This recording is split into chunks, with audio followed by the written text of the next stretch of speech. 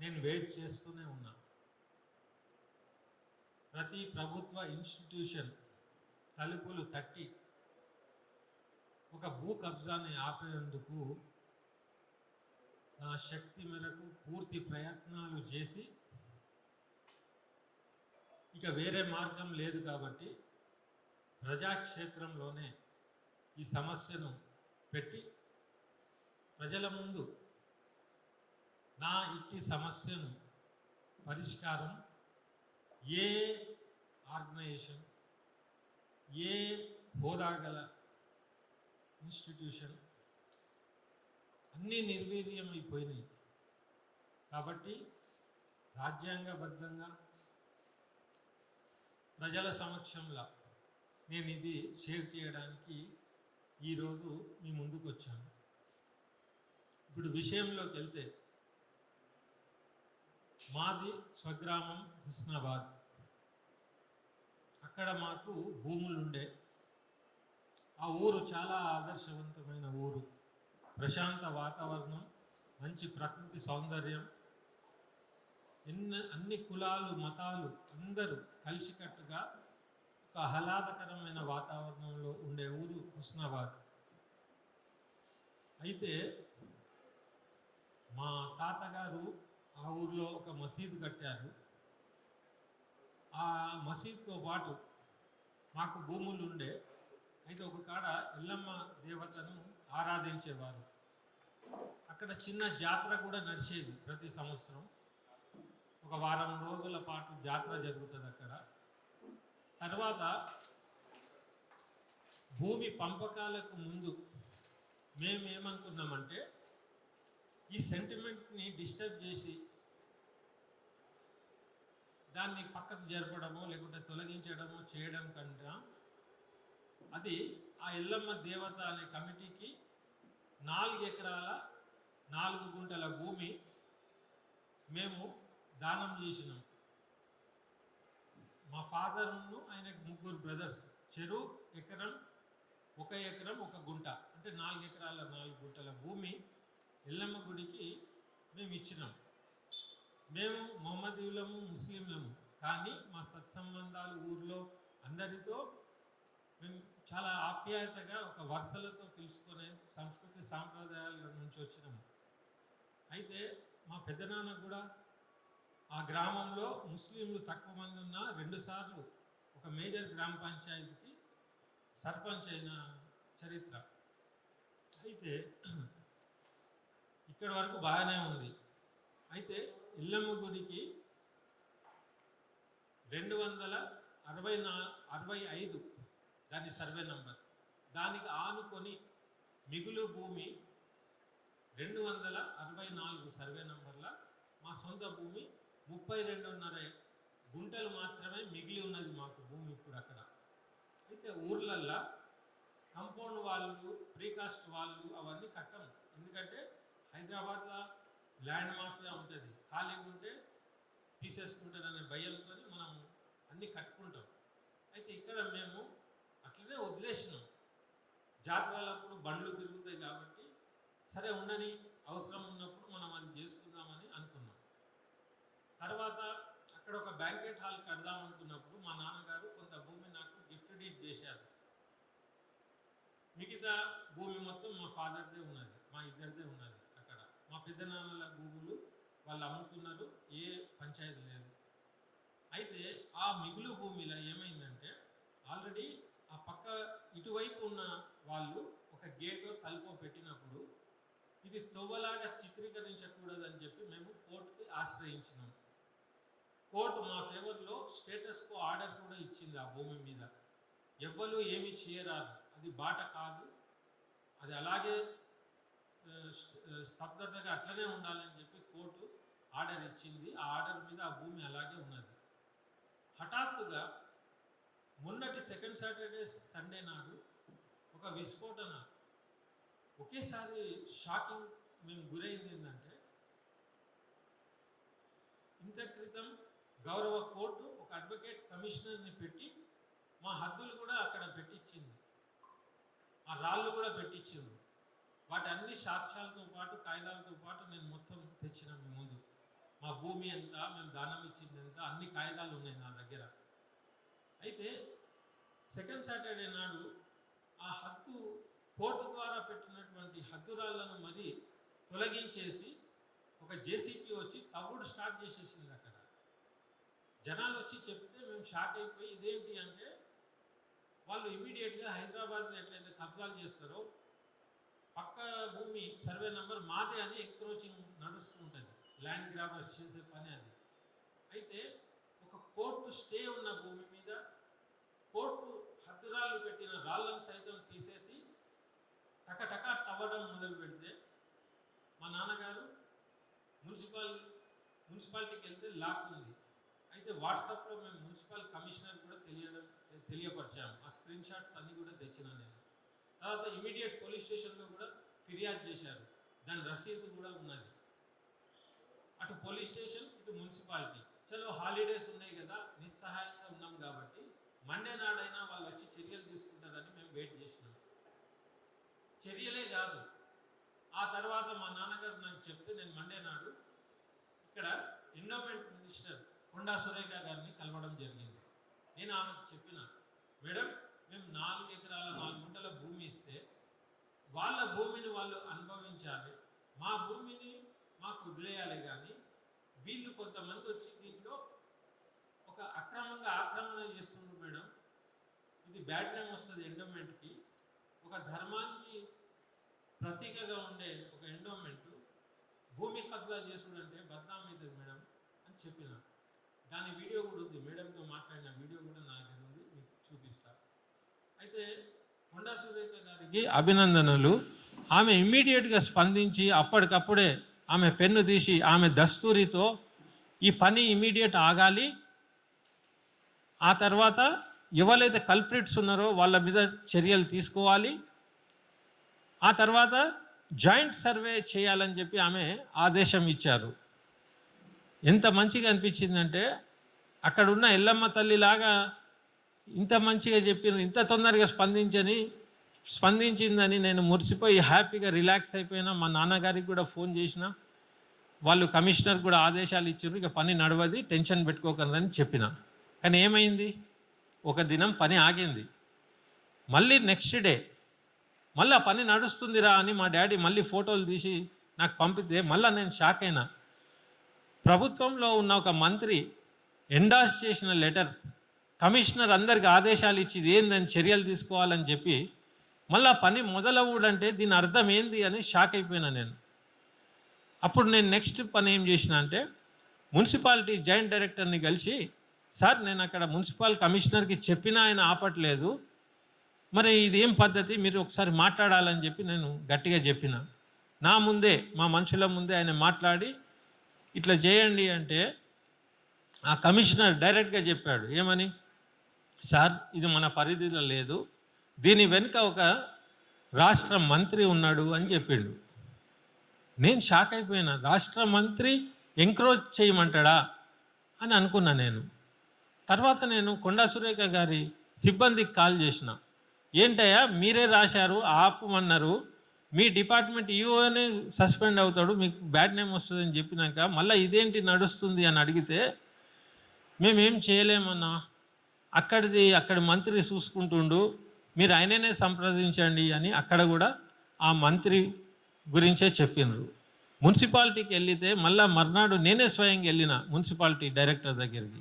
వెళ్తే అక్కడ నుంచి ఫోన్లో నాకు వినబడుతుంది. ఆయన కూడా ఏమన్నాడు, ఇందులో మినిస్టర్ ఉన్నాడు సార్, మేమేం చేయాలి సార్ అంటే, ఆ డైరెక్టర్ గారికి కూడా అభినందనలు. ఆయన ఏం చెప్పిండంటే, మంత్రి గింత్రి కాదయ్యా బాబు, మన డ్యూటీ మనం చేయాలి, ఫస్ట్ పని బంద్ చేపి లేకుంటే సస్పెండ్ అవుతావు అని చెప్పి హెచ్చరిక జారీ చేసిండు. ఆ హెచ్చరిక జారీ చేసినప్పుడు అప్పటికప్పుడే పని బంద్ అయింది, కానీ మళ్ళీ ఇమీడియట్గా నెక్స్ట్ డే మళ్ళీ పని స్టార్ట్ అయిపోయింది. ఆ తర్వాత మా నాన్నగారు కోర్టులో మాది ఆల్రెడీ స్టేటస్ కో ఉన్నది కాబట్టి స్టేటస్ కోలో బ్రీచ్ ఆఫ్ ఇంజెక్షన్ అనే సూట్ పెట్టినరు. ఆ ఇంజెక్షన్ని ఉల్లంఘన చేసి మరీ ఇట్లా కోర్ట్ ఆర్డర్స్ని ధిక్కరిస్తున్నారని చెప్పి మా నాన్నగారు కోర్టులో అడ్వాన్స్ పిటిషన్ దాఖలు చేసినారు. చేసినప్పుడు జడ్జి గారు సీరియస్గా అయిపోయి వాళ్ళ గవర్నమెంట్ వకీల్ని పిలిచారు, అక్కడ ఉన్న ఈఓని కూడా పిలిచారు. ఆ పిలిచినప్పుడు వాళ్ళు ఏదో దాటేయడానికో ఏదో కింద మీద పడి వాళ్ళు ఇక కోర్టులో ఇరుక్కున్నారు కాబట్టి ఇక దాన్ని కప్పిపుచ్చడానికి మళ్ళీ ఎట్లా ఏంటి అని అబద్ధాలు మొదలుపెట్టి మా గుడి భూమిలోనే తవ్వుకున్నాం సార్, ఇక్కడ ఏం లేదు అవి ఇవి అనగానే జడ్జి గారికి అర్థమయ్యి ఉండొచ్చు, నేను కోర్టు విషయాలు బహిరంగంగా చెప్పకూడదు కాబట్టి. అక్కడ విషయం ఏమైందంటే ఆ కోర్టు జడ్జి గారు ఓరల్గా ఈ ఫైసలా అయ్యే వరకు మళ్ళీ ఏం కట్టకూడదు, ఎందుకంటే హోలీ, సాటర్డే, సండే 3 హాలిడేస్ వస్తున్నాయి కాబట్టి స్ట్రిక్ట్గా వార్నింగ్ ఇచ్చినా కూడా అక్కడ రాత్రి లైట్లు పెట్టి మరీ మొత్తం పిల్లర్లు కట్టేసిండ్రు, వెనుక కూడా పిల్లర్లు కట్టేసిండ్రు, 4 పిల్లర్లు లేపేసిండ్రు. అది అయ్యే వరకు ఆగలే, మంత్రి చెప్పినా ఆగలే, న్యాయస్థానం హెచ్చరిక చేసినా ఆగలే, మున్సిపాలిటీ చెప్పినా ఆగలే, పోలీసులు చెప్పినా ఆగలే. అందరూ కూడా తర్వాత మంత్రి ఉన్నాడు, మేమేం చేయలేమనేదే అందరి దగ్గర నుంచి వచ్చిన సమాధానం. అయితే ఇప్పుడు అది కోర్టులో ఉంది, బ్రీచ్ ఆఫ్ ఇంజెక్షన్ అని ఉంది, అయితే అది నడుస్తూ ఉంది. కోర్టు విషయం తెలుసు కదా, వాళ్ళు ఏదైతే అబద్ధం ఆడినరో దాన్ని ప్రూవ్ చేయడానికి అడ్వకేట్ కమిషనర్నే జడ్జి గారు రప్పించారు. అది దాని రిజల్ట్ వచ్చే వరకు మనం వెయిట్ చేయాల్సిందే. అయితే ఇప్పుడు నేను చెప్పదలుచుకుంది ఏంటంటే, నేను ముఖ్యమంత్రి వరకు కూడా అడ్వైజర్లకు కూడా వాట్సాప్లో దీని విషయం చెప్పడం అన్నీ జరిగినాయి. కానీ ఇప్పుడు అసెంబ్లీ నడుస్తుంది కాబట్టి వాళ్ళు స్పందించే ఆస్కారం ఉండకపోవచ్చు, కానీ ఆడ కట్టడం మాత్రం నడుస్తూనే ఉంది. అయితే ఇక్కడ ఘోరమైన పరిస్థితి ఏంటంటే, ఒక చిన్న దిమ్మెలాగా కట్టిండ్రు నా భూమిలో, కట్టి ఒక శిలను ఒక మూర్తి లాంటి దాన్ని తెచ్చి పెట్టిండ్రు, ఇంకా బొట్టులు పెట్టలే, కలర్ వేయలే. ఇప్పుడు నాకు భయం ఏంటంటే, నా భూమిలో ఒక సెంటిమెంట్ రగిలించేసి ఒక డ్రామా చేసేస్తే తర్వాత నాకు కష్టమవుతుంది అది తొలగించుడు. కాబట్టి ఇప్పుడు నేనేమంటానా అంటే, అక్కడ ఉన్న మంత్రి గారు ఎవరైతే ఉన్నారో ఆయన గెలుపుకు కూడా నేను పాటుపడ్డానే. మరి ఆయనకు నా మీద ఏమన్నా కక్షనా, ఆయనకి దీంట్లో ఏం లాభం నాకైతే తెలుస్తలేదు. గుడి కోసం చేయాలన్నా కూడా 4 ఎకరాల 4 గుంటలు ఇచ్చిన వాళ్ళం, మిగిలిన భూమి కూడా ఇవ్వండి అంటే మేము ఇచ్చేటోళ్ళం కావచ్చు, కానీ ఆయన టేక్ ఫర్ గ్రాంటెడ్ తీసుకొని ఎవరి మెప్పు పొందడానికి ఆయన సహకరిస్తున్నారో నాకు అర్థం కావడం లేదు. అయితే కాంగ్రెస్, నేను తెలంగాణ ఉద్యమంలో ఉండే, సోనియా గాంధీ అంటే నాకు ఇష్టం, ఆమెకు రుణం తీర్చుకోవాలని నేను ప్రచారం చేసినోడిని. ఆ ప్రాసెస్లో పొన్నం ప్రభాకర్కి కూడా నేను సపోర్ట్ చేసి ఎమ్మెల్యేగా గెలిపించిన. తర్వాత ఆయన మంత్రి పదవి కూడా మా హుస్నాబాద్ నుంచి అయిండు. అయితే ఎంత మంచిగా ఆదర్శంగా ఈ అవకాశాన్ని యూజ్ చేసుకోవాలి, మా లాంటి వాళ్ళని కూడా సపోర్ట్లకు తీసుకొని, మా లాంటి వాళ్ళని కూడా ఆయన దగ్గర తీసుకొని ఇట్లాంటి అక్రమాలకు పాటు పడకుండా ఆయన చర్యలు తీసుకొని ఉంటే ఇవాళ ఈ ప్రెస్ మీట్ అవసరమే ఉండకపోయేది. మనం ఉద్యమకారులం, మనం ఎవరికి భయపడేది ఏం లేదు. అది మంత్రి కానీ ఎవరైనా కానీ, ప్రభుత్వాలను కూడా తెచ్చిన వాళ్ళం, కూలగొట్టిన వాళ్ళం. నేనంటే నేను ఒక్కరిని కాదు, నా వెనక తెలంగాణ ఉద్యమం ఉంది. నేను ఈడ కూర్చొని మాట్లాడుతున్నా కావచ్చు, కానీ నేను ఒక ఉద్యమంగా దీన్ని రగిలించదలుచుకోలేదు, మంచి వాతావరణాన్ని చెడగొట్టదలుచుకోలేదు. నేనేమో ముస్లింని తిని దాతను, అక్కడ ఉన్నది హిందూ సంస్కృతి, ఎంత బద్నామైతుంది చెప్పండి. ఒక ధర్మాన్ని అడ్డం పెట్టుకొని, ఒక ఎల్లమ్మ అనే ఒక దేవతను అడ్డం పెట్టుకొని ఇట్లాంటి దగులుబాజీ వేషాలు వేస్తే అది ఎలా ఉంటుంది, ఏ మెసేజ్ పోతుంది సమాజంలో? కాబట్టి ఈ అక్రమదారులు ఎవరైతే ఉన్నారో వాళ్ళు చట్టాన్ని గౌరవిస్తలేరు, అటు దేవుణ్ణి గౌరవిస్తలేరు, దేన్ని గౌరవిస్తలేరు. అయితే నేను మొన్న కలెక్టర్ గారిని కలిసి వెంటనే, సార్ ఇక్కడ ఒక సెంటిమెంట్ రగిలేటట్టు చేస్తున్నారు, దీని మీద చర్య ఇమీడియట్ తీసుకోవాలంటే ఆ కలెక్టర్కి కూడా హ్యాట్స్ ఆఫ్. ఆయన ఇమీడియట్ ఆర్డీఓకు ఫోన్ చేసి ఇమీడియట్ తొలగించేయండి అని చెప్పి నన్ను డైరెక్ట్ ఆయన ఎండార్స్మెంట్ చేసిన లెటర్ తీసుకొని నాకు హుస్నాబాద్ వెళ్ళమంటే నేను వెళ్ళిన. ఆర్డీఓ నన్ను స్పాట్ మీదకి రమ్మంటే నేను పోయినా. నేను స్పాట్ మీద పోయినాక ఏమేమి జరిగిన సంఘటనలన్నీ కూడా లక్కీగా నా ఎంబడి వచ్చిన నా మిత్రుడు మొత్తం ఫోన్లో తీసిండు. నేనే షాక్ అయినా, ఈ ఫోన్లో తీసిండు, దాంట్లో అన్ని ఆధారాలు ఉన్నాయి. జనాలు కూడా మినిస్టర్ పేరే చెప్తుండ్రు. ఇవాళ పక్కోళ్ళు పోయి ఏందే ఇది మరీ దారుణం, అన్యాయం, వాళ్ళు భూమి ఇచ్చిన దాతలు ఇట్లా చేసుడు తప్పు కదా అది ఇదంటే అక్కడ అన్నాడట ఈఓ ఎగ్జిక్యూటివ్ ఆఫీసర్ ఏమన్నాడట అంటే, నన్ను ఏమనకుండ్రి, నేను ఒక గవర్నమెంట్ ఎంప్లాయీ, ఏమన్నా ఉంటే పోయి మంత్రి గారితో మాట్లాడుకోండి అన్నారట. అయితే ఎక్కడ పోయినా ఏమున్నా ఆ మంత్రి గురించే చెప్తున్నారు. ఇప్పుడు ప్రభుత్వం మొత్తం ప్రభుత్వ శ్రేణులకు అందరికి కూడా ఈ మంత్రి ఎక్కడ పోయినా ఈ మంత్రి గురించే చెప్తున్నారు.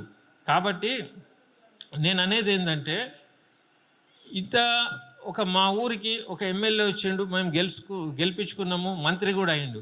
అయిన ద్వారా ఈ అక్రమాలు ఆగాలే కానీ అక్రమాలకు పునాది వేయకూడదు. ఇప్పుడు అక్కడికి పోతే ఎట్లుంది తెలుసా, చూస్తే ఆ 4 పిల్లర్లు ఏవైతే ఉన్నాయో అది జీవితాంతం చరిత్ర చెప్పే పిల్లర్లలాగా నిలబెట్టుకున్నారు. అక్రమాలు జరిగినాయి, భూమి ఇచ్చిన దాతకే వెన్నుపోటు పొడిచిండ్రని చెప్పే నిదర్శనంగా ఆ పిల్లర్లు ఉన్నాయి. ఇప్పుడు ఆ పిల్లర్లు ఎట్లున్నాయంటే వాళ్ళ గోతులు వాళ్ళే తవ్వుకున్నట్టున్నాయి. అటు కోర్టు ధిక్కారానికి సాక్ష్యాలు ఆ పిల్లర్లు, వీళ్ళు చేసిన అక్రమానికి కూడా సాక్ష్యాలు ఆ పిల్లర్లు. అయితే ఒకవేళ ఎక్కడన్నా ఎండోమెంట్ అంటే ఒక గవర్నమెంట్ సంస్థ రాత్రిపూట లైట్ పెట్టి చేసే అవసరం ఏమున్నది? గవర్నమెంట్ సంస్థ సండే సాటర్డే చూసి పనిచేసే అవసరం ఏమున్నది? రుబాబుగా దినంలో చేయొచ్చు కదా. టకటకా చేయడము, ఆ చేసే విధానం చూస్తేనే చాలా ఘోరంగా ఉన్నది. అయితే ఒక ప్రశాంతమైన హుస్నాబాద్లో గుడికాడ నుంచి ఈ అక్రమాలు, ఈ మాఫియా మొదలుపెట్టినరు అని ఊరోళ్ళు కూడా చాలా బాధ వ్యక్తపరిచినారు. ఇప్పుడు ఏంటంటే అక్కడ ఊర్లో చెప్పిన వాళ్ళు ఏంటంటే, మమ్మల్ని అక్కడి నుంచి పంపించేసేస్తే 4 ఎకరాల 4 గుంటలు భూమి గుడికి ఎట్లాగుంటాయి, గవర్నమెంట్ సొమ్ముతో గుడిని బాగా డెవలప్ చేసే ప్లాన్లో ఉన్నారట, సంతోషం. ఆ పక్క భూమిలో షటర్స్ ఏదో వేసుకొని ఒక ఆదాయ మార్గం చూసుకోవాలని ఒక మాఫియా, ఒక ట్రస్ట్ రూపంలో ఆడ చేయబోతున్నారని చెప్పి గ్రామస్తులు చెప్పారు నాకు. నేను అనేది ఏంటంటే, మీకు నిజంగానే మీరు ఒక ట్రస్ట్ అయ్యి ఒక మంచి కోసం ఉంటే, ఒక మర్యాదగా ఒక పద్ధతిగా అడిగి ఉంటే మా పెద్దలు ఆలోచించి మీకు ఇచ్చేవారేమో. కానీ ఈ రకంగా మీరు టేక్ ఫర్ గ్రాంటెడ్ తీసుకొని రాత్రికి రాత్రి కబ్జా చేసుడు. ఇంకో మాట చెప్తా, ఇది హుస్నాబాద్ గ్రామస్తులు చేసిన పని కానే కాదు.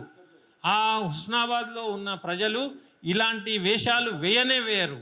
అయితే ఈ కొత్తగా మంత్రితో పాటు వచ్చిన కొంతమంది జనాలు బయట నుంచి వలసకు వచ్చిన వాళ్ళు, లేకుంటే ఎవరన్నా ఇట్లాంటి అత్యాశకు, లేకుంటే ఎందువల్ల ఇట్లా పాల్పడుతున్నారో నాకు అర్థం అవ్వడం లేదు. కానీ ఈ ఇన్సిడెంట్లో నేను వ్యక్తపరిచేది ఏంటంటే, ప్రతి ఇన్స్టిట్యూషన్, పోలీసు కానివ్వండి, మున్సిపాలిటీ కానివ్వండి, ఎండోమెంట్ కానివ్వండి, ఎన్ని ఉన్నా కూడా నిర్వీర్యం చేయగలుగుతున్నారు ఒక మంత్రి గారు. మంత్రి ఉన్నంత వరకు మంత్రి ఇట్లాంటి పనులు చేస్తే ఏముంటుంది మంత్రి?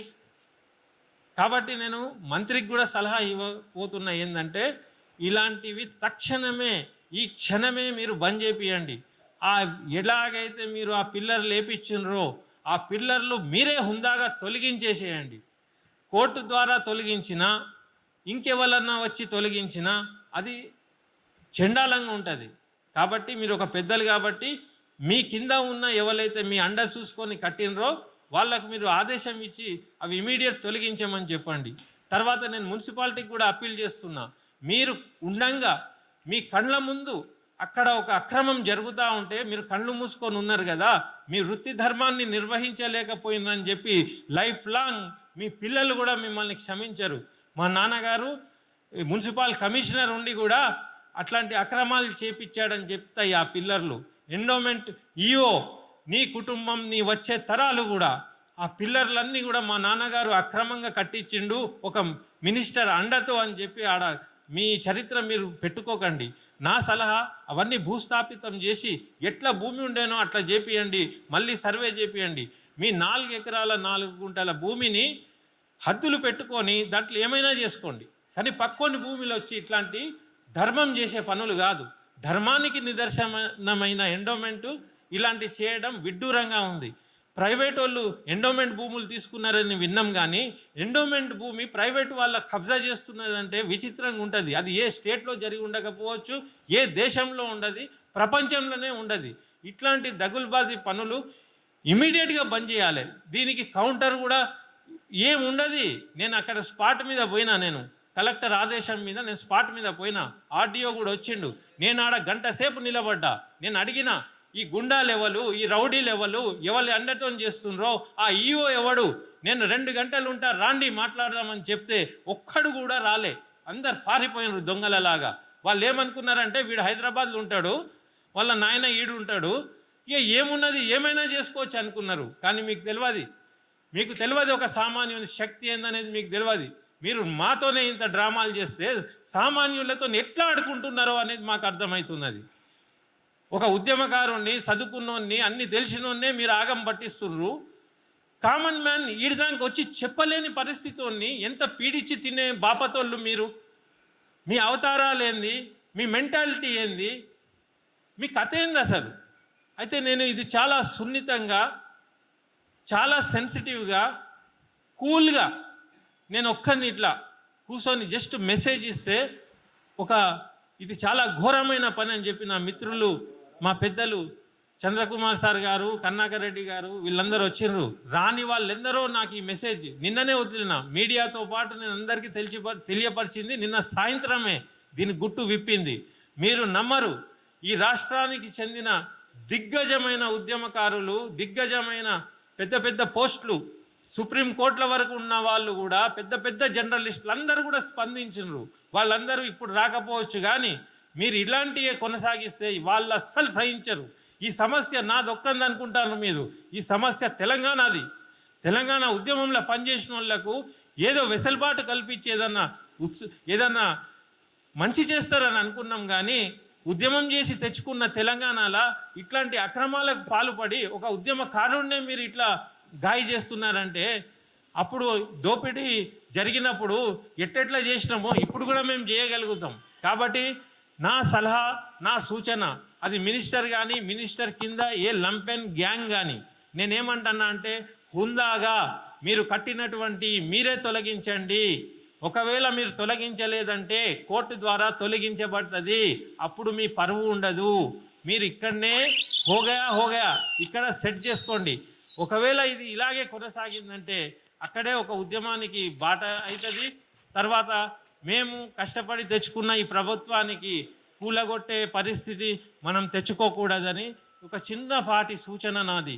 అంటే ఇది ఎందుకు చెప్పాల్సి వస్తుంది, ఏ ఇన్స్టిట్యూషన్ కూడా రక్షణ ఇవ్వడం లేదు, అందరు కూడా మినిస్టర్ అంటున్నారు. ఇప్పుడు ఒక మినిస్టర్ ఏమో రక్షణకు పాల్పడ్డది, మాకు సపోర్ట్ చేసింది, ఇంకో మినిస్టర్ వచ్చి దాన్ని అడ్డుకుంటుండు.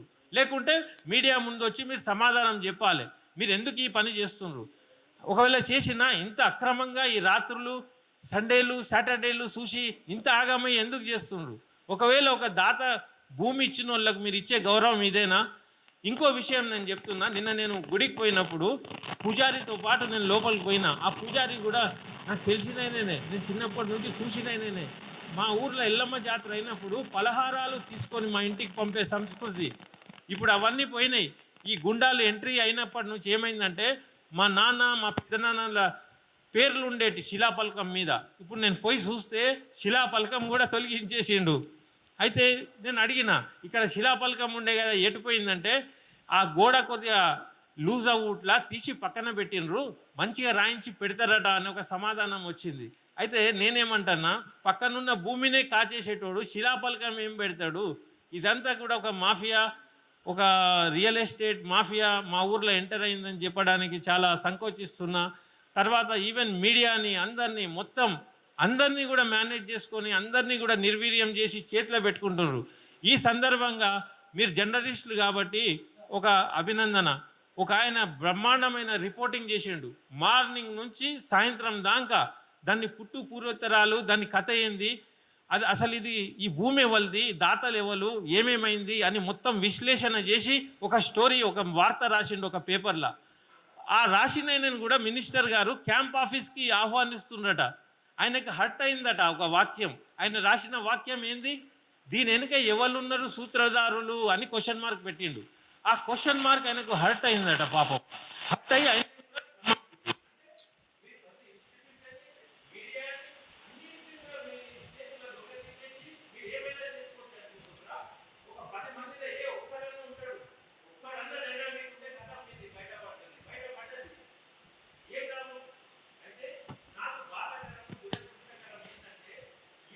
అయితే మేము గెలిపించుకున్నామో మా ఆస్తికి రక్షణ ఇవ్వలేకపోతాం.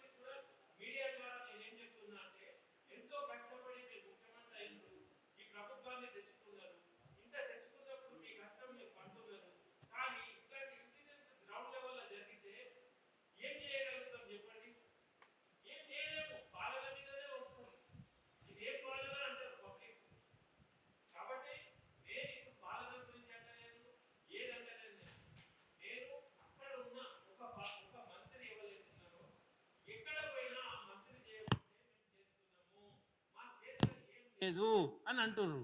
అట్లా అన్నప్పుడు మంత్రికి ఒక సెకండ్ పట్టదా? ఆ చెడగొట్టే గ్యాంగ్కి ఏదైతే ఆయన అండగా ఉన్నాడో ఒక మంచి దిక్కు, ఒక న్యాయం వైపు, ఒక హక్కుదారునికి రక్షణ ఆయన ఇయ్యలేడా? ఆయన ఏం ఇయ్యకున్నా పర్వాలే, మేము గవర్నమెంట్ ఆఫీసర్లతోని బ్యూరోక్రసీతోని మాట్లాడి చేపించుకునే దమ్ము మాకుండి, కానీ నువ్వు డిస్టర్బ్ ఎందుకు చేస్తున్నావు? ఏడ పోతే ఆడ ఒక దినం పని ఆగుతుంది, మళ్ళీ స్టార్ట్ అవుతుంది. మళ్ళీ ఎందుకు అవుతుందంటే అక్కడ మంత్రి నేను చూసుకుంటా అంటుండు. తర్వాత మా నాన్నగారికి నేను చెప్పిన, పోయి ఆ మంత్రిని కలవండి అంటే క్యాంప్ ఆఫీస్ పోయి కలిసిండు కూడా ఆయన. అయితే ఏమంటున్నాడ, ఆ పిల్లర్లు గేట్లు పని నడవని రాదు, మీకు భూమి అయితే మీకు గేట్లు వస్తాయి, పిల్లర్లు వస్తాయి. హాస్యాస్పదంగా ఉన్నది. మాకు ఆ గేట్లు ఎందుకు, ఆ పిల్లర్లు ఎందుకు, ఆ కట్టుడెందుకు, అంత ఆగం ఏమున్నదని. నేనేమంటాను అంటే, ఏ గుడికి అయితే 4 ఎకరాల 4 గుంటలు ఇచ్చినామో దాని హద్దులు మా పెద్దనాన్న సర్పంచ్ ఉన్నప్పుడే దిమ్మెలు కట్టించి మరీ ఇచ్చిండు. ఆ దిమ్మెలు ఊడబీకిండ్రు. ఫస్ట్ మా దిక్కున్న దిమ్మెలు ఊడగొట్టిండ్రు. ఎందుకు ఊడగొట్టిండ్రు మాకు అర్థం కాలే. తర్వాత అడ్వకేట్ కమిషనర్ వచ్చి కొలతలు చేసి మళ్ళీ ఆడ రాళ్ళు పెట్టిండు, అది కూడా తీసేసిండ్రు. ఇది ఏం పని ఇది? అయితే ఇప్పుడు నేనేమంటున్నా, అయిపోయింది. మీకు ఇచ్చిన గుడి కొలత మీరు చేసుకోండి. 4 ఎకరాల 4 గుంటల హద్దులు మీరు పెట్టుకోండి. అది స్టేలో కూడా లేదు, అది కోట్ల కూడా లేదు. ఇదంటే కోర్టు పరిధిలో ఉంది. ఈ పక్క భూమి 265 సర్వే నంబర్ ఎల్లమ్మ గుడికి మేము దానం చేసిన భూమి కోట్ల లేదు. కాబట్టి దానికి మీరు సర్వే చేసేసుకొని దాన్ని హద్దులు పెట్టుకొని మీ గోడలు మీరు కట్టుకోండి. అదన్నా చేపియండి గవర్నమెంట్. అప్పుడు మిగిలిన భూమి మాకుంటుంది, మేమేమనం. కాబట్టి మా విన్నపం ఏంటంటే, ఇలాంటి పునరావృతం కాకుండా తక్షణమే ముఖ్యమంత్రి గారు చొరవ తీసుకోవాలి. దేవాదాయ శాఖ ఈఓని ముంగట పెట్టిండ్రు. ఆడు ఉద్యోగం పోతేవాయి కానీ దీంట్లో ఏదో లాభం ఉన్నదని విర్రవీగుతుండు. ఆయన కూడా నేను సాక్ష్యాలు తెచ్చిన, పబ్లిక్ పోయి అడిగితే మీరు నాతో మాట్లాడకుర్రి, మంత్రితో మాట్లాడుకోండి, నేను వట్టి గవర్నమెంట్ ఎంప్లాయీ, ఏదైనా ఉంటే మంత్రితో మాట్లాడుకోనని ఈఓ అన్నాడు. అది ప్రజలు చెప్పేది రికార్డ్ చేసి తెచ్చిన, లేకుంటే నాకు డిఫమేషన్ కేసేదేరా? అన్ని సాక్ష్యాలతో వచ్చిన. ఓ మంత్రిని పట్టుకొని ఉట్టిగానే మంత్రి చేస్తున్నా అనలేను. మంత్రిని అన్నద్దు కూడా అనుకున్నా నేను, ఎందుకంటే పార్లమెంట్లో తెలంగాణ అన్న మంత్రి అనే నేను సపోర్ట్ చేసిన. కానీ ఈరోజు తెలంగాణ అన్నాడేమో కానీ తెలంగాణను ఆగం పట్టిస్తే ఎట్లుకుంటాం? ఎన్నడో జై తెలంగాణ అన్నాడని ఏది చేస్తే అది ఓకేనా? కాదు కదా. మరి ఇక్కడ ఉన్నోడెవాడు? వీడు భూమిపుత్రుడే. ₹1 పెట్టి ఇంకెన్నాళ్ళు సినిమా తీసి ప్రజలకు ఫ్రీగా వదిలిపెట్టిన ఉద్యమకారుడు నేను. నాకు లేదా జజ్బాత్? నువ్వు ఎమ్మెల్యే, నువ్వు ఎట్లయినా మంత్రి. పాషం యాదగిరి, సుప్రీంకోర్టు నిరూప్ రెడ్డి, నేను పోయి 2 రోజుల ముందే చక్రం తిప్పి వచ్చినాం. అప్పుడు కేసీఆర్ కుర్సేసుకొని గండిపల్లిలో నేను నీళ్లు తెస్తా అని ప్రాజెక్ట్ చేస్తా అన్నది కాలే. 500 మంది రైతులను ఆడ కూర్చోపెట్టి నేను పోయి వాయిస్ ఇచ్చిన. ఏమని? ఇప్పుడు ఈ పాలనను ఆ ప్రగతి భవన్లో ఉన్న కుర్చీని దించితేనే ఈ గండిపల్లి ప్రాజెక్ట్ పూర్తవుతుంది. కాబట్టి మీరు ఇప్పుడు కాంగ్రెస్ ఓటేయండి అని చెప్పినోని నేను. అట్లా చెప్పి ప్రభుత్వాన్ని తెచ్చినోన్ని నన్నే ఆగం పట్టిస్తే మీరు మెచ్యూరిటీయా ఇమ్మెచ్యూరిటీయా? ఎట్లయినరు మీరు మినిస్టర్లు? అసలు మీ పరిణతి ఏంది నాకు అర్థమవుతలేదు. అండర్ ఎస్టిమేట్ ఎట్లా చేస్తారు మీరు? కాబట్టి ఏంటంటే, ఇలాంటి అక్రమాలు మీరు సిటీలో చేసి ఉండొచ్చు, ఊర్లల్లో ఇట్లాంటివి చేస్తే అది సహించేది కాదు. అది ఏదో ఈడు రఫీ అనేటోడు సినిమా తీసినోడు ఇట్లా కూర్చొని ఆయన భూమి కబ్జా అయితే ఏదో మీడియా ముందు వచ్చి చెప్తున్నా అని మీరు అనుకుంటానరా? ఉద్యమకారులకు ఒక్క పిలుపిస్తే ఉద్యమకారులే అది తొలగిస్తారు. కానీ వీడు చరిత్రహీనుడని చెప్పడానికి నిదర్శనంగా ఉన్నాయి ఆక్రమణ చేసిన పిల్లర్లు. అవి ఉండాలని నేను అనుకుంటున్నా. పిల్లర్లు తొలగించే అవసరమే లేదు, అది ఎల్లకాలం ఉండని. నేను కూడా కులగొట్ట, అది ఎప్పటికి ఉంటుంది. ఒక మినిస్టరు అండతో కొంతమంది దుర్మార్గులు భూమికి దానం చేసిన నీ భూమిలో సొర్రి కోర్టు పెట్టిన పరిధులను తెంచేసి టకటక ఇట్లా లేపిందని చెప్పడానికి అమరవీరుల స్తూపాలు ఎట్లా కడతాం మనం? ఇక్కడ దగుల్బాది స్తూపాలు వాళ్ళే కట్టుకున్నారు కాబట్టి అవి ఉండని, అవి చరిత్ర చెప్తుంది అది. కానీ భూమి మధ్యలో ఏదైతే చిన్న దిమ్మె కట్టి దాని మీద ఒక బొమ్మ పెట్టి, ఇంకా నయ్యం బొట్లు పెట్టలే, సున్నం పెట్టలే, పెడితే ఇక నేను కూడా ఏం చేయలేను. ఫోటోలు తీసి కోర్టులో ఇచ్చినా నేను ఇది సార్ వీళ్ళు సెంటిమెంట్ కూడా రగిలించి భూమి కబ్జా చేసే ప్రయత్నం చేస్తున్నారని చెప్పిన అవన్నీ కూడా కోర్టు చెప్తుంది, నేను దాన్ని ఇక్కడ చెప్పే అవసరం లేదు. అయితే ఈ విధానం ఏంది? మీరు ఉన్న భూమి లాక్కేసుకొని ఏం చేసుకుంటారు మీరు? కాబట్టి ఏంటంటే మన రాష్ట్రంలో ఉన్న ఐఏఎస్లు ఐపీఎస్లు అందరికి కూడా నేను సల్యూట్ చేస్తున్నా. కానీ వాళ్ళకు కూడా నేను సూచన ఏమిస్తున్నా అంటే, మంత్రులు అంటే భయపడకండి, వాళ్ళు ఉంటారు పోతారు, కానీ మీ విధి నిర్వహణ కరెక్ట్ చేయండి, లేకుంటే రాజీనామా చేసి ఏదైనా పని చేసుకోండి. మీది ఒక డిగ్నిఫైడ్ పోస్టులు.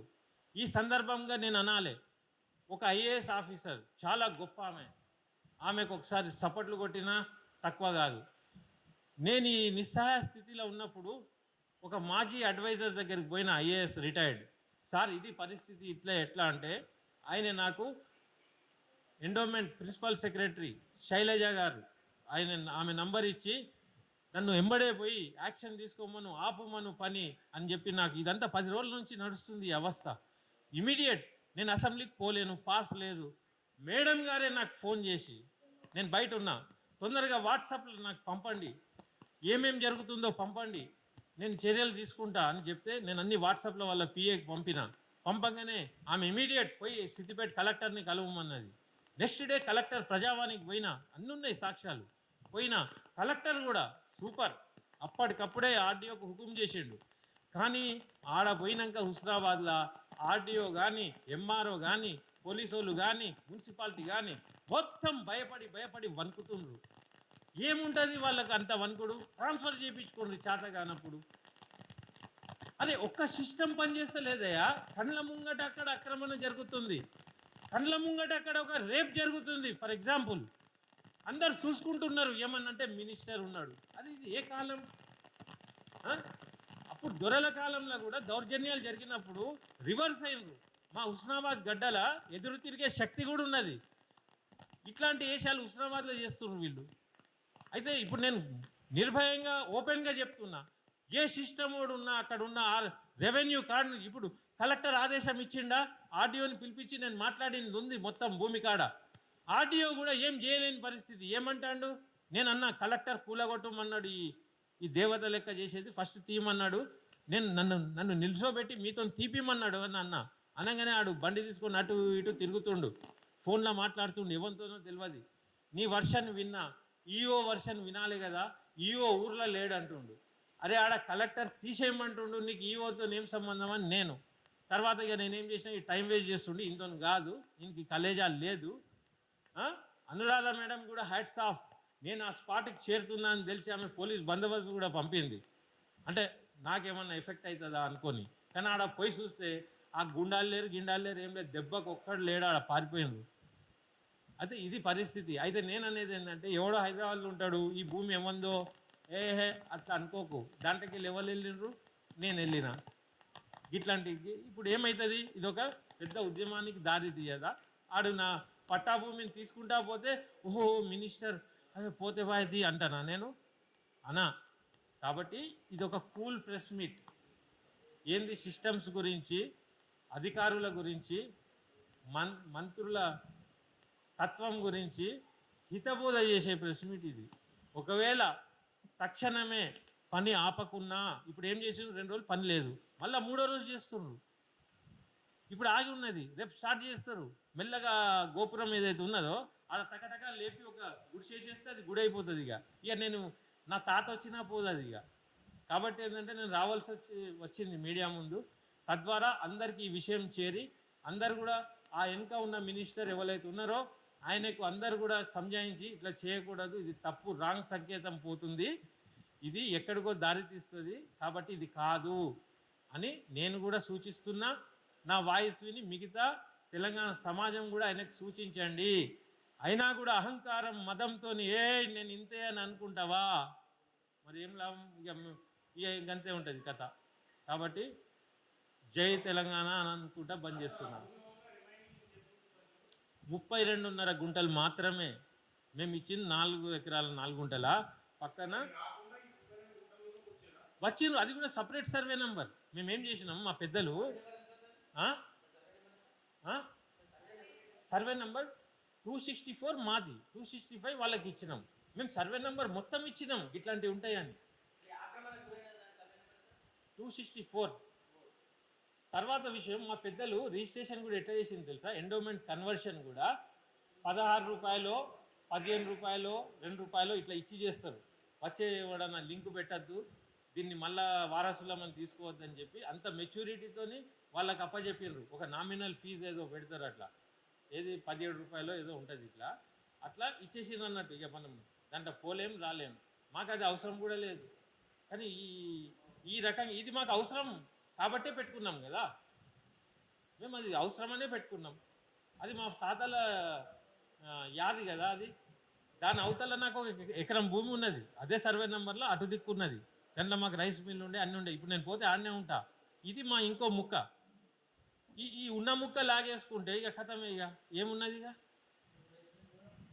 రేపు వచ్చి నా రైస్ మిల్ భూమిలో కూడా ఇది గుడి అంటారు, ఈడనే ఆపాలే వీళ్ళను. ఇప్పుడు అక్కడ వచ్చి ఇది అది కూడా మాదే అంటే, అరే అట్లా ఎట్లా అంటారు? చట్టాలు ఏం చేస్తున్నాయి? ఇప్పుడు కోర్టు మీదనే నమ్మకం అని నేను ఎందుకన్నా? పృథ్వీ గారు రాండి, మీరు ఎందుకు రావాలి తెలుసా? వినండి, నేను లైవ్లో చెప్తున్నా. మా ఉద్యమకారులు అదే రా కుర్చీ తీసుకో, ఇంకా వచ్చేటోళ్ళు చాలా ఉన్నారు మా వాళ్ళు, అందరు కూడా ఎవరు దాంట్లో వాళ్ళు ఉన్నారు. కానీ వీళ్ళు నిజంగా కూడా గొప్పోళ్ళు.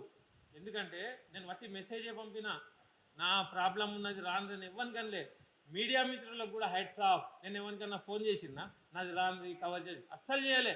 మెసేజ్ పంపి ఊకున్నా నేను. ఎందుకంటే జర్నలిస్టులకు కూడా ఎన్నో ప్రెస్ మీట్లు అవుతాయి, కానీ ఇట్లాంటి ఘోరమైంది జరిగినప్పుడు మీరు స్పందించి తీరుతారని నా ఆలోచన. లేకుంటే జర్నలిజంకే రారు. ఇక్కడికి వచ్చేటోళ్ళందరూ ప్యూర్ ఉద్యమకారులు, ప్యూర్ జర్నలిస్టులే వస్తారు. ఇట్లా అట్లా ఉండేటోడు వీడికి రాడు, వాడికి వేస్ట్ ఇది. కాబట్టి మన తెలంగాణని మనం కాపాడుకోవాలి. తెలంగాణని కాపాడుకోవాలంటే గొంతు ఇప్పాలి, ఏదున్నా చెప్పాలి. ఇప్పుడు మా మిత్రులు మాట్లాడతారు 1 by 1. పృథ్వీ మాట్లాడుతా.